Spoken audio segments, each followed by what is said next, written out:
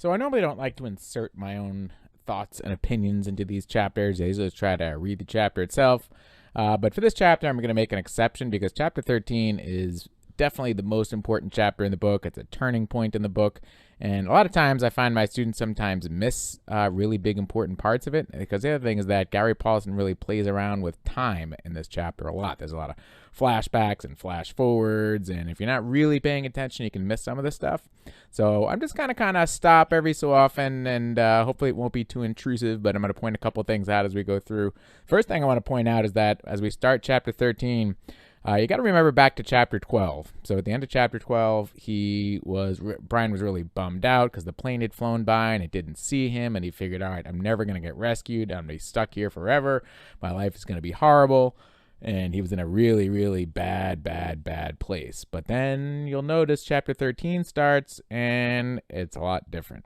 So as I'm reading the beginning part of this chapter, you may want to try to pay attention to what's different, why is this different, what's going on, and then eventually it will get explained. But there's definitely something weird going on to start the chapter. So at any rate, having said that, here we go, chapter 13.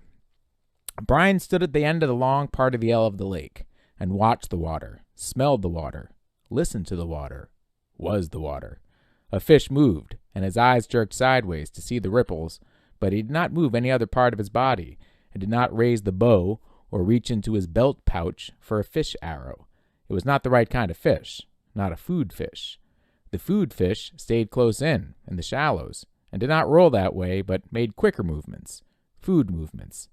The large fish rolled and stayed deep and could not be taken, but it didn't matter. This day, this morning, he was not looking for fish. Fish was light meat, and he was sick of them. Now, we're going to stop right there for a second, and so those of you who are listening carefully are probably wondering, wait a minute, in the last chapter he'd never even had any fish, and now all of a sudden he's sick of fish. So what's going on? And then also, at the end of the chapter, last chapter, he didn't have a bow, he didn't have a belt pouch, he didn't have any arrows, now all of a sudden he has that stuff. So there we go. The questions start arising, so I'll keep going. He was looking for one of the foolish birds. He called them fool birds, and there was a flock that lived near the end of the long part of the lake. But something he did not understand had stopped him, and he stood, breathing gently through his mouth to keep silent, letting his eyes and ears go out and do the work for him. It had happened before this way. Something had come into him from outside to warn him, and he had stopped. So here's our first flashback. Once it had been the bear again. He'd been taking the last of the raspberries, and something came inside and stopped him. And he looked where his ears said to look. When he looked where his ears said to look, there was a female bear with cubs. Had he taken 2 more steps, he would have come between the mother and her cubs, and that was a bad place to be. As it was, the mother had stood and faced him and made a sound, a low sound in her throat, to threaten and warn him. He paid attention to the feeling now, back to present day, and he stood and waited patiently, knowing he was right and that something would come. Turn, smell, listen, feel, and then a sound, a small sound, and he looked up and away from the lake and saw the wolf. It was standing halfway up from the lake, standing with its head and shoulders sticking out into a small opening, looking down on him with wide yellow eyes. He'd never seen a wolf, and the size threw him, not as big as a bear, but somehow seeming that large. The wolf claimed all that was below him as his own, took Brian as his own. Brian looked back, and for a moment he felt afraid because the wolf was so right. He knew Brian, knew him, and owned him, and chose not to do anything to him. But the fear moved away, and Brian knew the wolf for what it was, another part of the woods, another part of all of it. Brian relaxed the tension on the spear in his hand, settled the bow in his other hand from where it had started to come up. He knew the wolf now, as the wolf knew him, and he nodded to it, nodded and smiled. The wolf watched him for another time, another part of his life. Then it turned and walked effortlessly up the hill, and as it came out of the brush, it was followed by 3 other wolves, all equally large and gray and beautiful, all looking down on him as they trotted past and away, and Brian nodded to each of them. He was not the same now. The Brian that stood and watched the wolves move away and nodded to them was completely changed. Time had come, time that he measured but didn't care about. Time had come into his life and moved out and left him different. Now, here's where we're going to start explaining things, so pay attention. In measured time, 47 days had passed since the crash. 42 days, he thought, since he had died and been born as the new Brian. So what the heck is that all about? He died? Day 5? Let's figure out what that's all about. When the plane had come and gone, it had put him down, gutted him, and dropped him, and left him with nothing. The rest of that first day, he had gone down and down until dark. He had let the fire go out. He had forgotten to eat even an egg, had let his brain take him down to where he was done, to where he wanted to be done and done, to where he wanted to die. He'd settled into the gray funk deeper and still deeper until finally, in the dark, he'd gone up on the ridge and taken the hatchet and tried to end it by cutting himself. Madness, a hissing madness that took his brain. There'd been nothing for him then, and he tried to become nothing. But the cutting had been hard to do, impossible to do, and he had at last fallen to his side, wishing for death, wishing for an end, and slept, only didn't sleep. With his eyes closed and his mind open, he lay on the rock through the night, lay and hated and wished for it to end, and thought the word, cloud down, through that awful night, over and over the word, wanting all his clouds to come down. But in the morning, he was still there on his side, and the sun came up, and when he opened his eyes, he saw the cuts on his arm, the dry blood turning black. He saw the blood and hated the blood, hated what he'd done to himself when he was the old Brian and was weak. And 2 things came into his mind, 2 true things. He was not the same. The plane passing changed him. The disappointment cut him down and made him new. He was not the same and would never be again like he had been. That was one of the true things, the new things. And the other one was that he would not die. He would not let death in again. He was new. So one last little comment here. So there we go. That's it. So he got really sad after that plane went by and realized he couldn't take it anymore. And he had 2 choices. He can either live or die. And his first choice is to die. And he realizes he can't do it.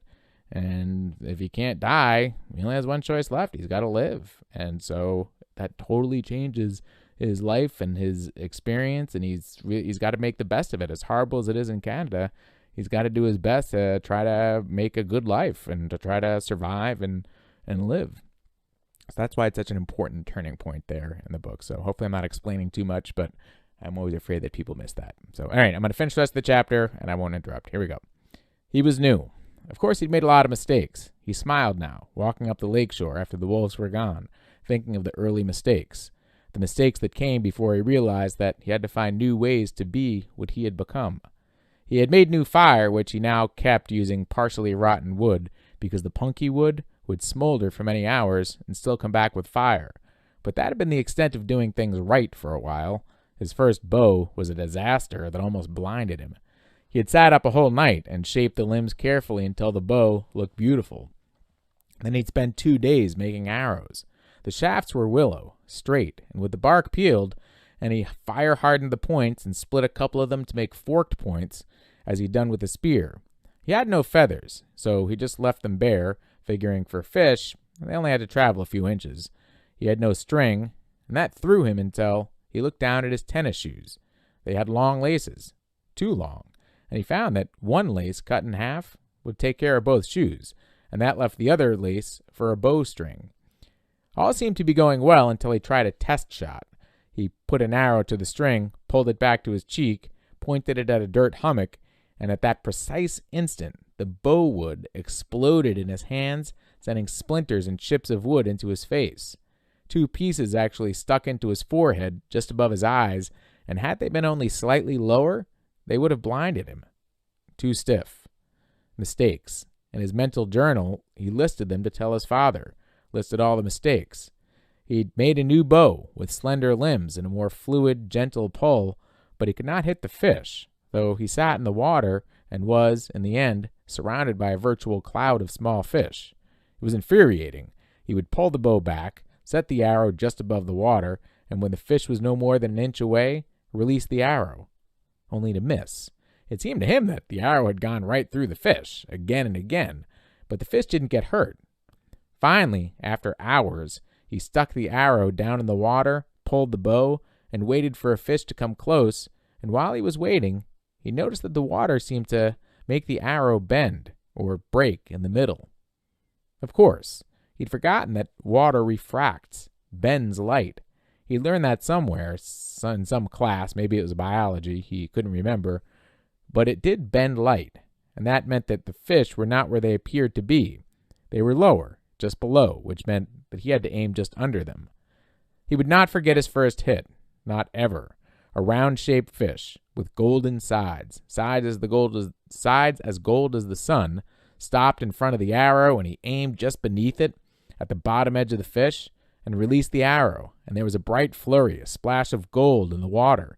He grabbed the arrow and raised it up, and the fish was on the end, wiggling against the blue sky.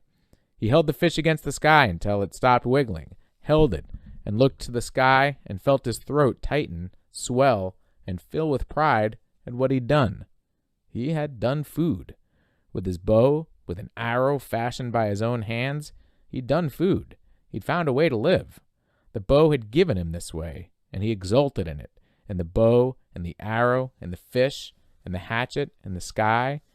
He stood and walked from the water, still holding the fish, and arrow and bow against the sky, seeing them as they fit his arms, as they were part of him. He had food. He cut a green willow fork and held the fish over the fire until the skin crackled and peeled away, and the meat inside was flaky and moist and tender. This he picked off carefully with his fingers, tasting every piece, mashing them in his mouth with his tongue to get the juices out of them, hot, steaming pieces of fish. He could not, he thought then, ever get enough.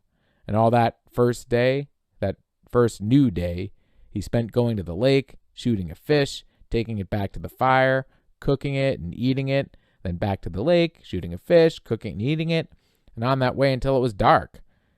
He had taken the scraps back to the water with the thought that they might work for bait, and the other fish came by the hundreds to clean them up. He could take his pick of them, like a store, he thought, just like a store. And he could not remember later how many he ate that day, but he thought it must have been over 20.